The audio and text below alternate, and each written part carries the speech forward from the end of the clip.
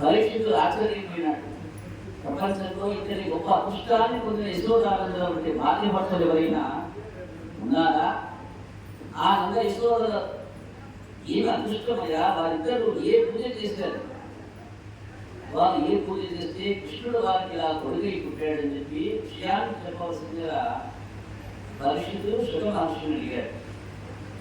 అప్పుడు శుక బ్రహ్మ, వారు ఏ రామి తపస్సు చేయలేదయా, కృష్ణ పరమాత్మ భూమి మీద అవతరించే ముందు దేవతల తమ యొక్క అంశతో భూమి మీద ఆవిర్భవించమన్నాడు.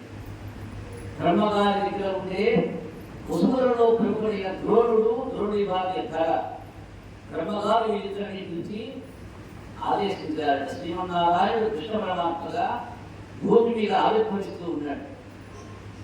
మీరిద్దరు కూడా వెళ్ళి భూమి మీద అవతరించండి అన్నాడు. అప్పుడు వాళ్ళు అవతరిస్తామయ్యా, గొల్లవాని భార్య మేము జన్మిస్తాం, కానీ దయచేసి మాకు ఒక వరాన్ని ఇవ్వాలి. భూమి మీద అవతరించిన కృష్ణ పరమాత్మని మా కొడుకనేటువంటి భావంతో కొడుకుగా ఆరాధించి పెంచి పోషించేలాగా మాకు వరాన్ని ఏమని చెప్పి పోయానికి దానికి వాళ్ళు భూమి మీద యశోదా ముందుగా జన్మించి కృష్ణ పరమాత్మ తల్లిదండ్రులుగా ప్రవర్తించారు.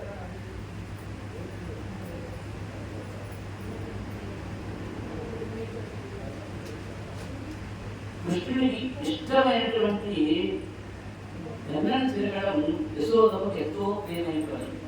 ఎందుకంటే అది ఈ పని చేస్తే ఆయన హాయిగా చక్కగా ఆయన వెనదిగా ఆనందిస్తాడు.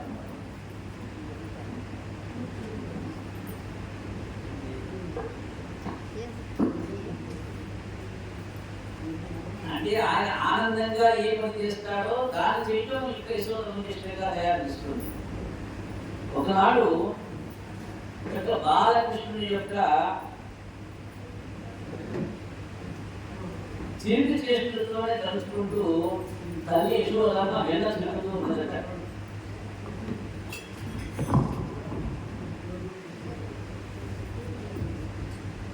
అలా కబం తిప్పుతుంది, కష్టంగా ఉంటుంది కబం తిప్పడం. ఆమె అలసిపోయింది, పాప అలుపు చేసింది. అలా అలుపు చేసి చెమట పెట్టింది. ఇంతలో బాలకృష్ణుడు వచ్చేస్తాడ.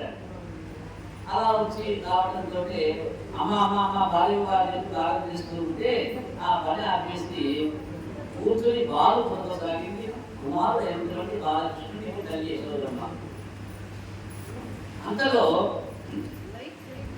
పొయ్యి మీద ఉన్న పాలు పొంగి నిప్పులో పడుతుంటే కొడుకుని నేల మీద కూర్చోబెట్టి పొయ్యి దగ్గరికి వెళ్ళిందట.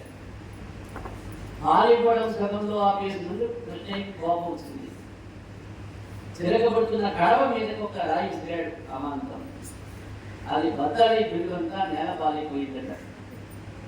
దొరికినంత వెన్న తీసేసాడు ఆ యొక్క కొండలోకి. కొంత వెన్న చేతిలో పట్టుకుని పారిపోయాట బాలకృష్ణయ్య. యశోద వచ్చి అంతా చూసింది. ఏమైపోయింది? ఎంత శ్రద్ధగాలను చేసినా, ఎంత ఆలోచనతో చేసినా జరగవలసిన పని జరిగిపోయింది. ఇక లాభం లేదని వీడిని దేనికైనా కట్టేద్దామని చెప్పి చుట్టూ చూసింది. ఒక కర్ర రోడ్ల మీద నించుని కోతికి వెన్న తినిపిస్తూ కనిపించాడు. బయట చూసేసరికి కోతికి తినిపిస్తున్నట్టు వెన్న. నల్లనయ్య తిరిగి మురిసిపోయి అయినా కానీ ఆనందపడింది. ఈ యొక్క చేష్టలు చూస్తూ చాలా మనస్సు వీలుతుంది ఇలాంటి పనులు చూడటానికి. అలా చూసిపోయినా బెదిరించాలనేటువంటి భావన చేత కర్ర పట్టుకొని వచ్చిందండి. కర్ర పట్టుకొని వచ్చి వారు ఈతడిని భావించునందున ఏ పెద్దలు ఉండేది ఈ క్రమము దర్శించునందున కలిగి ఏ ఒక్కడు గాని ఏడు గెలుపుతో నా బుద్ధి వినిపించునందున తనదాన ఏ బుద్ధి తప్పకుండు నుండినందున చొచ్చు చూడుకొని తప్ప చోటు లేదు. ఇంకా పిల్లవాడే కదా అని చెప్పి ఉపేక్షిస్తే ఏ పెద్దవాళ్ళు కూడా చేయలేని అల్లర్లు చేస్తూ ఉన్నాడు. ఇంతమందిని చూసారంటే ముందు ఎవరు ఇలాంటి తిరిగి పనులు చేయాలి. భయం తెలియడానికి భయపెట్టాలనుకుంటే లేక కలిగిన ఒకే ఒక్క పిల్లవాడు. నా మనస్సులోని కోపాలను ప్రదర్శించి భయపెట్టాలంటే తనకు తానుగా ఏ తప్పు చేయవాడిలాగా ఉంటూ ఉన్నాడు.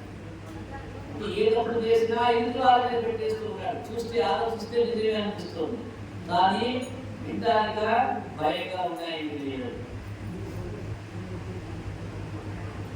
ఇంకెక్కడికి వెళ్ళకుండా ఇంట్లోనే పడి ఉండమని చెప్తే వాళ్ళ ఇంట్లో దోరి చర్చ పెట్టడం చూడే చేస్తూ ఉన్నాను. ఇంట్లో తదేవరైనా పిలిస్తే బరువు ఇస్తాడు, భయం కొంచెమైనా లేదు వ్యక్తి. పోనీ పట్టించుకోకుండా కోరుకుంటే నన్ను ఏం చేయలేకపోయారో తెలిసి ఎగదాలు చేస్తున్నాడు. వీటిని పట్టుకొని మరి శిక్షించడం ఎలాగా? ఏం చేస్తే వీడు చక్కగా ఉంటాడా, ఇక్కడ పడి ఉంటాడా? పిల్లలకి ముద్దు చేస్తే వాళ్ళ కీడు కలుగుతుంది, దండించి రెండు తగిలిస్తే గుణం ఉంటుందని చెప్పి చూడగా పిల్లలను దారిలో పెట్టాలంటే దండించడమే తగిన పచ్చమని చెప్పాలనిపిస్తుంది అని చెప్పి అనుకుని పెద్దలు చెప్పిన మాట సతీమూట చెప్పి భావించి దండం దశగుణం పోయేదంటాడు. దండం దశగుణం భవేత్. శిక్ష అనేటువంటిది అనేక రకాలుగా ఉపయోగపడుతుంది. ఇక ఈ పెట్టే దండం కూడా అన్ని చోట్ల ఉపయోగపడుతుంది. కాబట్టి కాస్త ఏదైనా దండన వీలుగా ఉంది అనుకున్నదట యశోదమ్మ.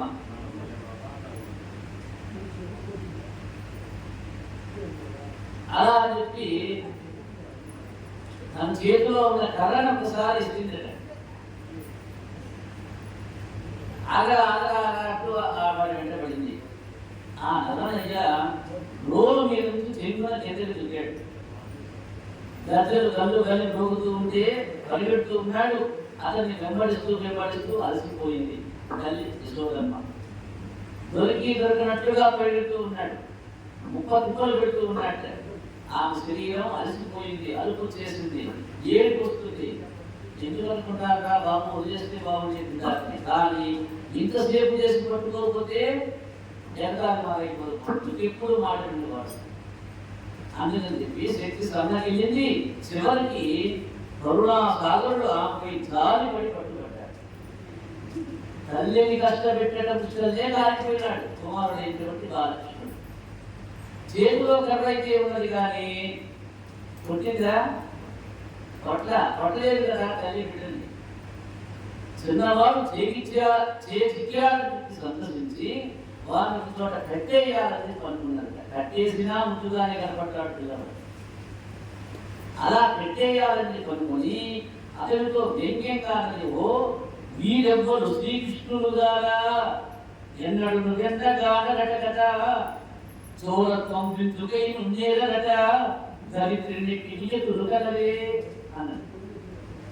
ఒరే ఎవరా కృష్ణుడు కదా దొరికినవాడు అంటే, నేను మీకు దొరకనమ్మా అని చెప్పి పరిగెత్తాడు. చూసుకో నీకు దొరికితే అప్పుడు అని చెప్పి అన్నాడు. ఈ యొక్క పరిగెత్తే క్రమంలో అప్పుడు అంటూ ఉన్నది తల్లి శ్రీ కృష్ణుడిని, ఓ వీరెవరు కృష్ణుడు కాదే, దొరికినవాడు కృష్ణుడు కాదయ్యా. ఈ దొరికిన కృష్ణుడు ఎప్పుడు వెనని చూడలేదట. అసలు వెనని దొంగిలించడమే చేతకాలట వీడికి. పాపం ఈ భూమి మీద ఇంతటి నియమపరుడు ఎవ్వరూ లేరట.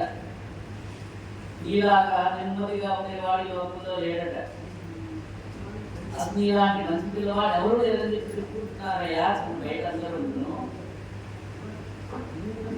పట్టుకుందామంటే పట్టుబడి నిన్ను పట్టుకుందామని చెప్పి పట్టుబడితే మాత్రం పట్టడానికి వీలవుతుందంటే ఆయన నీకెవ్వరికి పట్టుబడనంటావు కానీ బిడ్డ, నిన్ను పట్టుకోవడానికి నాకు కాక ఇంకెవరికైనా అవసరం ఉంటుందా అంటే గుర్తు పెట్టిందమ్మా.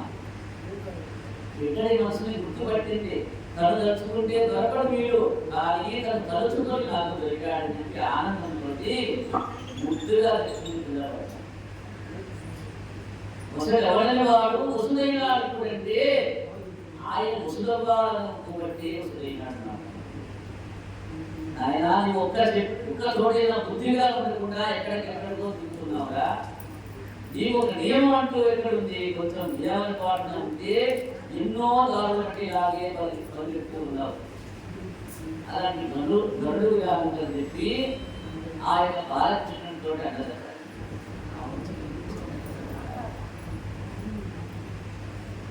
నా చెవు పాడిపోతుంది. ఇక్కడ మనం ఒకటే ఆలోచించాలి. భక్తులు ఎవరని చెప్పాము మనం? భక్తుడు ఎలా ఉండాలని చెప్పాము? భక్తుడి యొక్క లక్షణం ఏమిగా ఉండాలన్నాం. భక్తుడి యొక్క లక్షణం భగవంతుని పట్టుకోవటం కదా. అలా భగవంతుని పట్టుకోవాలంటే, మనం గమ్యం పట్టుకోవాలంటే ఏం చేయాలి? పరిగెత్తాలి. పరిగెత్తాలి, మన శక్తిని ఉపయోగించాలి, యుక్తిని ఉపయోగించాలి.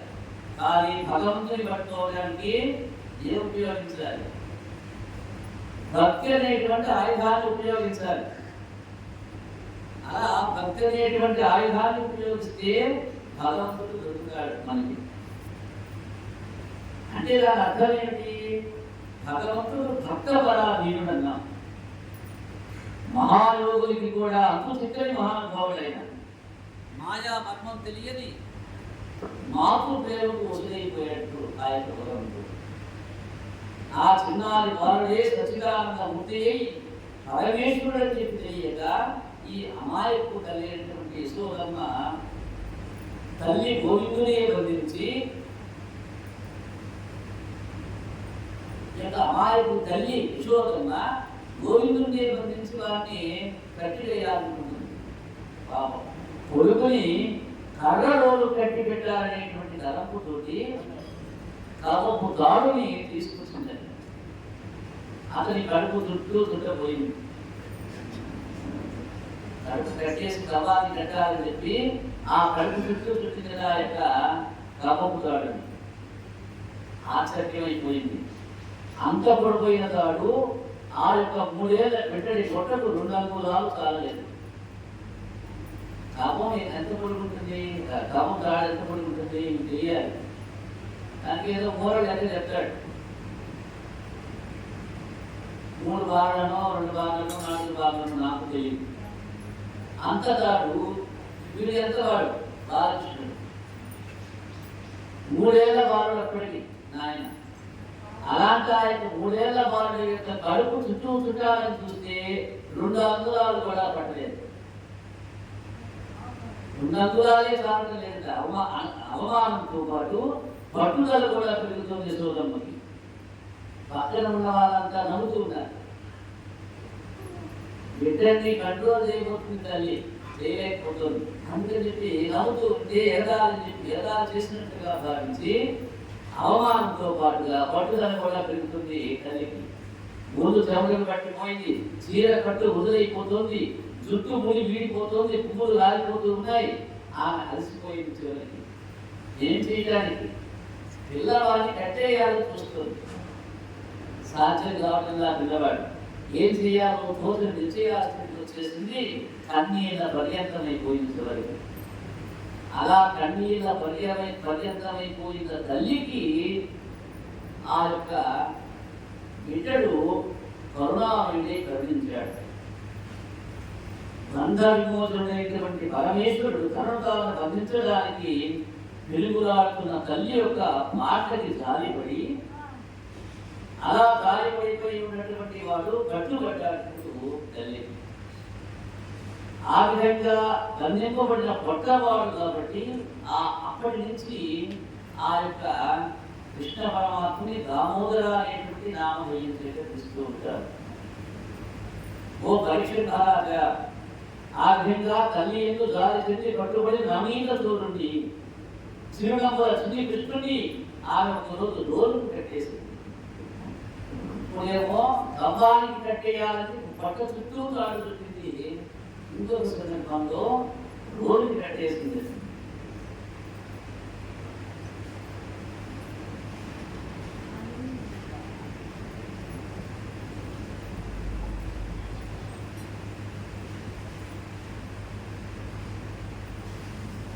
అలా ఎత్తేస్తే ఆ రోడ్ని వీడ్చుకుంటూ పోయి నారద శాప వశాన అర్జున వృక్షాలుగా మారిన నలకూబరం అనేటువంటి యక్షుల వద్దకు వెళ్ళారు అని చెప్పి సుఖయోగేంద్రుడికి ఆ యొక్క శాప వృత్తాంతం చెప్పమని చెప్పి పరీక్షించు కోరగా శ్రీశుకుడు ఆ యొక్క యక్షుల యొక్క కథని గానం చేస్తూ ఉన్నాడు.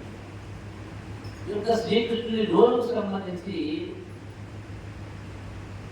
ఇక ఈ బిడ్డడు ఎక్కడికి కదలలేదే తగిన శాస్త్రి చేస్తానని చెప్పి ఆమె మనసులో అనుకుంటూ యశోదమ్మ ఇంటి పనులు చేసుకోవడానికి వెళ్ళింది.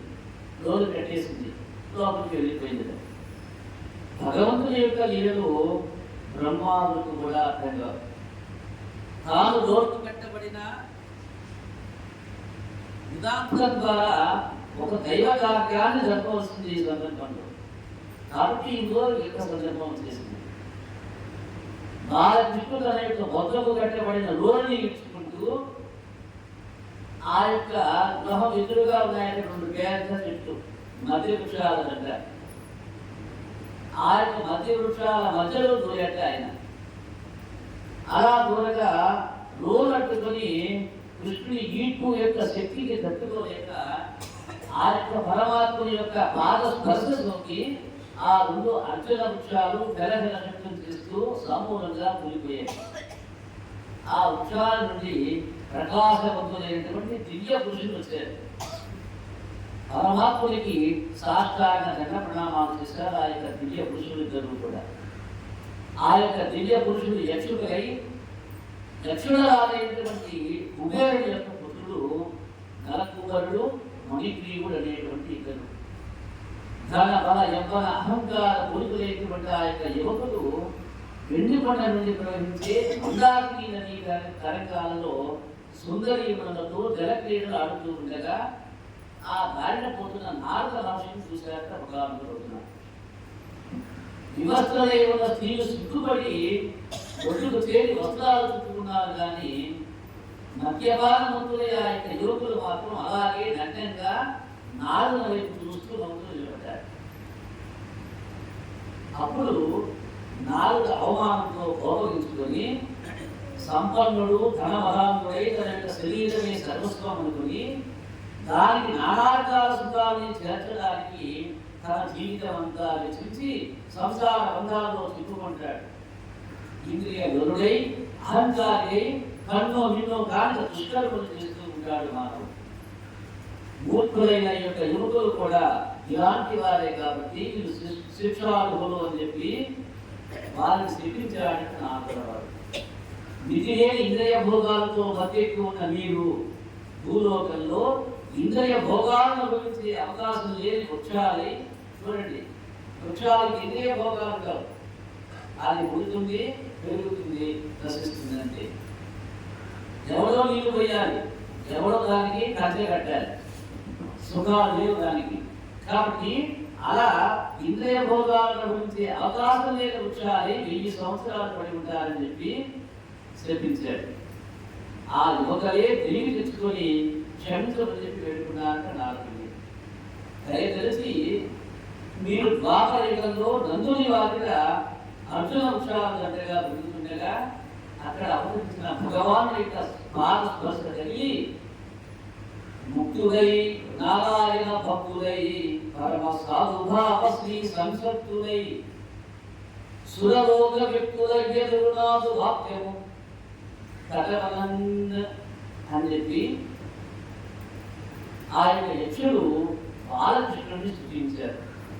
ముక్తుడై నారాయణ భక్తుడై పరమ సాధుభావ శ్రీ సంసక్తుడై అంటే శ్రీ సక్తులై అన్నాడు. అంటే లక్ష్మీమాతతో సహాయం ఎవరైతే ఉంటారో వారి యొక్క సంగమాన్ని మీరు ఆయన యొక్క సంగమాన్ని మీరు కోరుకుంటారు. అలా సురలోక యుక్తులయ్యేది అని చెప్పి నాదు వాక్యం అన్నాడు. అలా ఆ యొక్క నాలుగుదే అనుగ్రహించాడు. ఎప్పుడైతే నీవు పరమ భగవంతుడైనటువంటి నారాయణుని ఆశ్రయిస్తావో అప్పుడు నీకు మోక్షం కలుగుతుంది అన్నట్టు. వాముల వినీవు కరుడ మన అలంబు వరిగ యోగి వాంగుడవు కృష్ణ నీవు బాలకుడు కావయ్యా, పరమేశ్వరుడికి విశ్వానికి ఆధారమైనటువంటి వాడికి యోగేశ్వరుడికి కూడా ఈ యొక్క స్థూల విశ్వం నీ లీలా రూపమైనటువంటి వాడిని భువనాలను సృష్టించి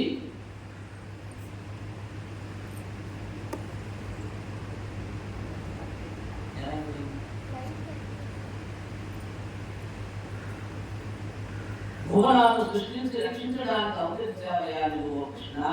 ఓ అఖిలేశ్వర, యోగి వరేణ్య, విశ్వమంగళ, కవి సన్నుత, కళ్యాణనిధి వాసుదేవ, నన్ను భక్తి కలిగి బుద్ధి నిలిచేటట్లుగా అనుగ్రహించుదేవా అని చెప్పి ప్రార్థించగా సంతసించిన స్వామి వారితో అన్నాడట, తమ తమ ధర్మాలను పాటిస్తూ సమదృష్టి కలిగి నన్ను నమ్మిన వారికి సూర్యోదయం కాగానే చీకట్లు పోయినట్లుగా నన్ను చూస్తే సంసార బంధాలు తొలగిపోతాయి.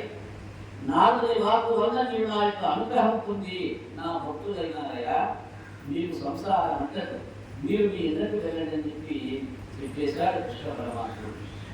శాప విమోచనం గురించి తీసుకున్న యక్షులకి ఆ చిన్నారి బాలుడు మహావిష్ణువై అనుగ్రహాన్ని అందజేశాడు. అతనిలో వారు విష్ణువుని చూడగలిగారు. ఆ యొక్క యక్షుడు పిడుగుపాటు వంటి శబ్దం విని నందాలంతా ఆ యొక్క పెద్ద నది చెట్ల దగ్గరికి వచ్చేసేసారు.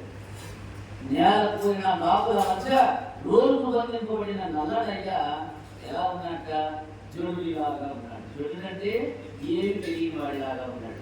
చూస్తూ ఉన్నట్టు సురక్షితంగా ఉన్నాడు. ఏం కాదా వాడికి ఆ దృశ్యాన్ని చూస్తున్న పెద్దలకి అర్థం కాదు.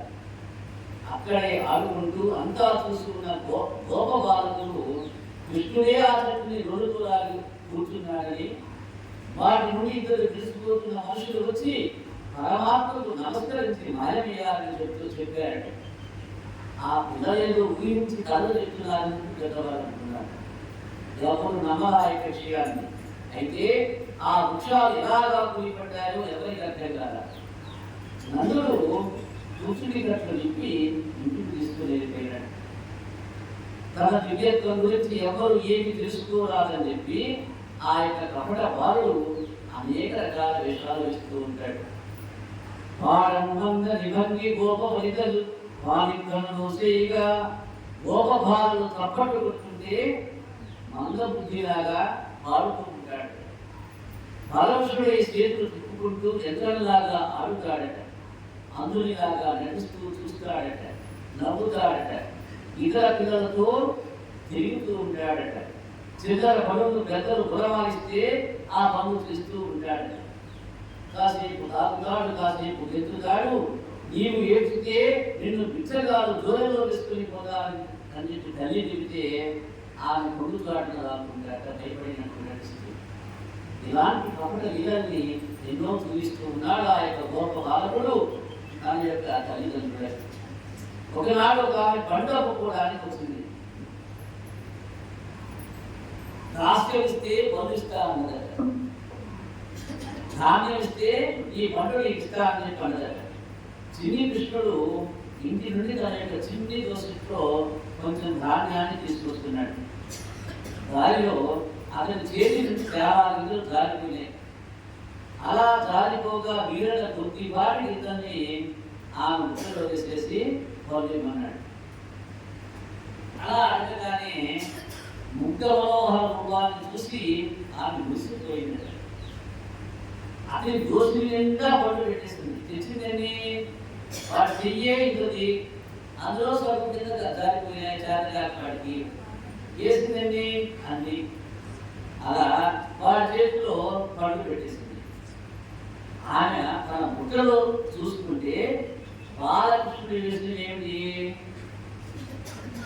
నిజంగా వేసిన ధాన్యపు గింజలు. కానీ కన్ను చూసేసరికి ఏమైతున్నాయట, నవరత్నాలు నిలుస్తున్న నవరత్నాలు కనిపించాయట. ఆ బుట్టలో స్వామి లీలలు అద్భుతాలు. మానవుడు ఉదయ ఫలాలు కర్మ ఫలాలు అర్పిస్తే ఆయన ముక్తి రత్నాలనే ప్రసాదిస్తాడు. బాలకృష్ణుని చేష్టలు ఇతర పిల్లలు చేసే అల్లరి చేష్టలా కనిపించినా అవి నిగూఢార్థం ఉన్నటువంటి స్వామి లీలలుగా చేస్తారు. ఆయన అనుగ్రహాలు ఆ అనుగ్రహాలుగా మనకి కనిపిస్తాయి. గోప బాలికలు కృష్ణుని వెంటబెట్టి పాడమంటే పాడుతూ ఉండేవాడు, వెంటబెట్టి ఆడమంటే ఆడుతూ ఉండేవాడు. అవి గంధర్వ గానాలు, నటరాజ నృత్యాలు లాగా ఉండేవి ఆ యొక్క పిల్లలకి చూడటానికి. యశోదమ్మ ఆ యొక్క స్వామిని అనేక విధాలుగా సేవ చేసి లాలించి పాలించి పోషించి ప్రేమించిన ధన్యాత్మురాలైపోతోంది. అన్నతలైన దేవకీ దేవికి కూడా ఆ భాగ్యం తనకు కూడా కేవలం యశోదమ్మే అనుభవిస్తున్న ఆ యొక్క పిల్లవాడి యొక్క పుట్టినప్పటి నుంచి కృష్ణుని చేతి అందరూ ఆకర్షింపబడేటువంటి వాళ్ళట. గోకులంలో పిల్లలు పెద్దలు గోవులు దూడులతో సహా అందరూ కారణం తెలియకుండానే కృష్ణ దేవలో పడిపోతూ ఉండేవారు. దానికి కారణం ఉండేది కాదు, చూడగానే ఆయన ఉసులైపోతూ ఉండేవారు. ఈ యొక్క బలరామకృష్ణుల దివ్యత్వాన్ని గురించి, వారి అవతార కార్యాల గురించి కేవలం వారిద్దరికీ తెలుసు. మిగతా విషయాలు ఏం తెలియదు. అందరూ వారి వెంట పడుతూ, వారి వెంట నడుస్తూ, వారి వెంట ఆడుకుంటూ వారు ఏది చెప్తే అది చేసేటువంటి స్థితిలో చేసేసారు. ఈ యొక్క దివ్యత్వాన్ని ఎవరు గుర్తించకుండా జాగ్రత్త పడుతూ ఉన్నారు ఇద్దరు కూడా. కొద్ది రోజులుగా గ్రామంలో జరుగుతున్న ప్రమాదాలు అక్కడ ప్రజలకి ఆందోళన కలిగిస్తూ ఉన్నాయి. ఏదేదో తగ్గిపోతూ ఉన్నాయి, ఎవరెవరో వస్తూ ఉన్నారు, చచ్చిపోతూ ఉన్నారు, ఎవరెవరో వస్తూ ఉన్నారు, చెట్లను పడేస్తూ ఉన్నారు, ఆ చెట్లలో నుంచి ఎవరో బయట చేసుకుంటూ ఉన్నారు, కింద పడ్డ రాక్షసులతో పగులుస్తూ ఉన్నాయి. వేట దుమ్ము పైపోయి కింద ఒక రాక్షసుడు పడ్డాడు. ఇవన్నీ కథలుగా చెప్పుకుంటూ అందరూ ఆశ్చర్యపోయి చివరికి ఏమైనాను ఆందోళనకు గురవుతూ ఉన్నారు. ఇది మన గ్రామానికి ఏదో చుట్టుతుంది, ఏదేదో జరిగిపోతూ ఉన్నాయి, సంభవిస్తూ ఉన్నాయి అని చెప్పి ఆలోచిస్తూ ఉన్నారు. ఈ యొక్క నందవజంలో యాదవ వంశంలో వయోవృద్ధుడు జ్ఞానవృద్ధుడు అనేటువంటి ఉపనందనుడు అనేటువంటి వాడు. ఈ ఉపనందనుడు బ్రజపల్లి వాసులందరినీ సమావేశపరిచాడు. నందభుజం అంటారు ఆ గుడిని. పెద్దవాళ్ళందరినీ పిలిపించాడు. అలా పిలిపించి బృహద్వారంలో ఉన్న ఈ ప్రదేశంలో ఈ మధ్య ప్రమాదాలు ఉత్పన్నం అవుతూ ఉన్నాయి.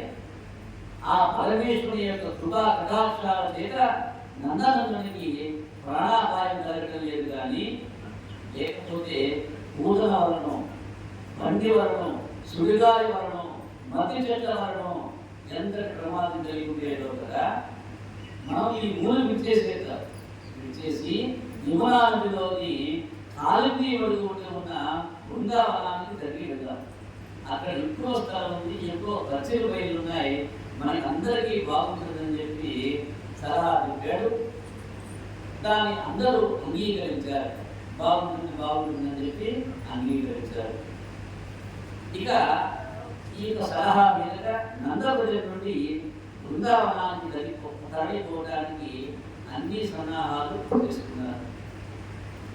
ఈ యొక్క బ్రజవాసులంతా బృందావనానికి తమ యొక్క నివాసాన్ని మార్చడానికి ప్రయాణమైనారు.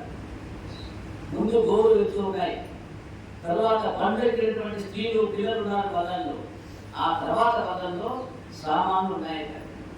చుట్టూ విధాలతో రక్షణ కోసం నడిచే పురుషులు నిలబడిపోతూ ఉన్నారు. ఆ పంట వెంట నడుస్తూ ఉన్నారు, బాణాలు పట్టుకొని రక్షణ కోసం. అది ఎలా ఉందంటే ఒక పెద్ద తిరునాళ ఎలా ఉంటుందో ఆ తిరునాళ సందర్భంతో వెళ్తూ ఉన్నారు అందరూ. బృందావనం చేరి ఒక అనుకూలమైనటువంటి స్థలంలో అర్ధచంద్రాకారంగా బలని నిలబెట్టి అదే క్రమంలో ఇల్లు పెట్టుకున్నారు. అంటే ఆ యొక్క బండ వరుస వస్తూ ఉంది, వరుసగా అర్ధచంద్రాకారంగా నిలబెట్టారు. ఇలాగా ఈ బండ్లు ఎలా నిలబడ్డాయో ఎవరి బండి దగ్గర వాళ్ళు ఇల్లు కట్టుకోవడం. అలా ఇల్లు కట్టుకున్నాక అందరూ కూడా దాని పక్కనే రమ్యమైనటువంటి ఒక గోవర్ధనగిరి అనేటువంటిది కూడా ఉంది. ఈ బలరామకృష్ణులకి ఈ బృందావనం ఎంతో నచ్చింది. బాగా ఆడుకోవడానికి బాగా ఉన్నాయి, మన పక్కనే కొండ ఉంది, చెట్లు ఉన్నాయి, ఒకవైపు ఏరు పారుతూ ఉంది. బాగా నచ్చింది బలరామకృష్ణులకి. తమ ఈడు పిల్లలందరూ కూడి దూడలు తీసుకుని పోయి పచ్చిక వయల్లో విడిచి తాము గోవర్ధనగిరిపైన పక్కనే ఉన్న యమునాను ఇసుక దిండులపైన అడవుల వృక్షాల మధ్య అనేక విధాలుగా ఆడుకోవడానికి అనుకూలంగా ఉన్నదని భావించారు బలరామకృష్ణుడు ఇద్దరు కూడా.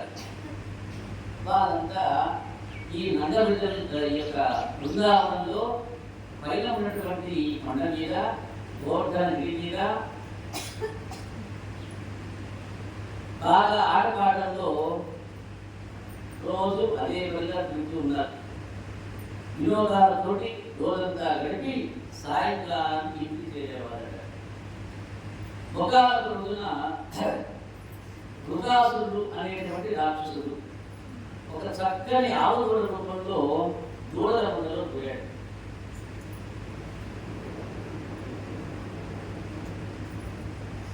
వీడి పేరు వత్సాసురుడు. వత్సాసురుడు గారు.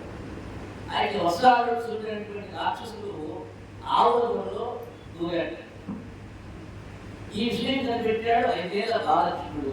అప్పటికి 5 సంవత్సరాల లక్ష్యంగా కృష్ణయ్యకి ఆ దూడ యొక్క వెనుకటి 2 కాళ్ళని తోకతో పట్టుకొని గిరగిరా తిప్పి అక్కడున్న నెలల చెట్టుకు విసిరి కొట్టాడు. ఆ అసురుడు నిజ రూపంలో కేక వేసుకుంటూ చచ్చి కింద పడిపోయినాడు. అప్పుడు యొక్క గోపకుమారుడంతా ఆ రాక్షసు శరీరాన్ని చూసి అప్పులు పడి సందడిగా బలిరా కృష్ణయ్య అని చెప్పి ఆ యొక్క బాలకృష్ణుని ఎత్తుకొని అక్కడ మొత్తం పోయి ఎత్తు చేశాక ఆ 5 సంవత్సరాల వయసులోనే. ఇంకొక నాడు బలరామకృష్ణుడు గోపబాలుడు మామూలుగా దూడని మేతకు తీసుకుని వెళ్ళారు. ఎండగా ఉండటం చేత మందని ఎవరికి తీసుకుని వెళ్ళి దూడలకి నీళ్లు తాగించి తాము కూడా ఆ నీళ్లు తాగి తిరిగి వెళ్తూ ఉన్నారు. ఆ సమయంలో ఒక తెల్లని పర్వతంలాగా దానికి అడ్డంగా నిలబడి ఉన్నటువంటి ఒక కొంగని చూశారు. పెద్ద కొంగ. ఆ కొంగని చూసి అల్లిపోయారు. అందరూ భయంతో మునిగిపోతూ ఉన్నారు.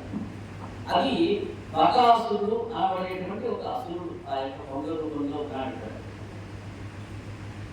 ఈ యొక్క బకాసురుడు ఎవరి అంటే పూతన యొక్క సోదరుడు, కంసుని యొక్క అనుచరుడు.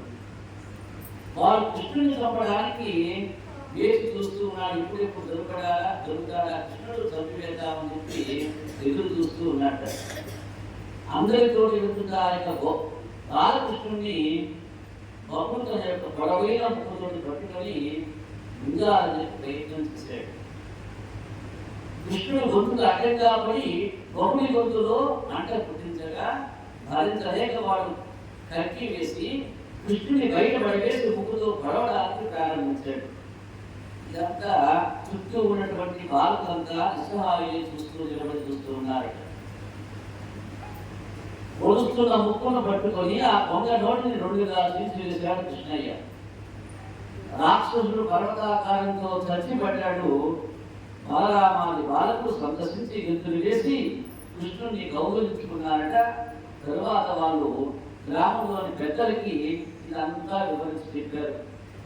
అక్కడ ఈ యొక్క బకాసురుడిని సంహరించడం అనేటువంటి గాథని పెద్దవాళ్ళకి తెలియజేస్తే వాళ్ళంతా ఆశ్చర్యపోయి అనుకున్నారట. ఈ బిడ్డడి పైన ఆపాదన మీద ఆపదోసి పడుతున్నా అతనికి హానికి తలపెట్టిన దుష్టులు మాత్రమే నిప్పులో పడిన బిడ్డల్లాగా రాలిపోతూ ఉన్నారు. కానీ కృష్ణుడికి కానీ బలరాముడికి కానీ ఏమి కావటం లేదని చెప్పి సంతోషించారు. వీరిలో ఏదో బలం ఉందని చెప్పి ఆలోచించడం మొదలుపెట్టారు ఆ యొక్క గ్రామ పెద్దలంతా కూడా. ఒకనాడు బలరామకృష్ణులతో గోపబాలకులంతా మందల్ని తోడుకొని వెళ్తూ ఉన్నారు. వాళ్ళ ఈ యొక్క ఆవులను తీసుకెళ్తూ వాళ్ళ యొక్క కావళ్లలో చద్దన్నం పెట్టుకున్నారు. పక్కనే భోజ్య పదార్థాలు పెట్టుకున్నారు. చద్దన్నాన్ని భోజ్య పదార్థాన్ని ఆ యొక్క చేతుల్లో పిల్లల గోపులు పెట్టుకున్నారట. బెగ్గాలు పట్టుకొని అందరినీ అడవికి బయలుదేరారు. అందరూ కూడా మందరిని వేదికి విడిచిపెట్టి ఆటలాడటం మొదలుపెట్టారు. పోతుందాకా పరిగెత్తి చెట్లెక్కి ఎత్తుతూ గాగులు ముద్దలు ఆడుతూ కృష్ణుడు ఎక్కడ ఉంటే అక్కడే అందరూ మోసుకుంటూ ఉన్నారు.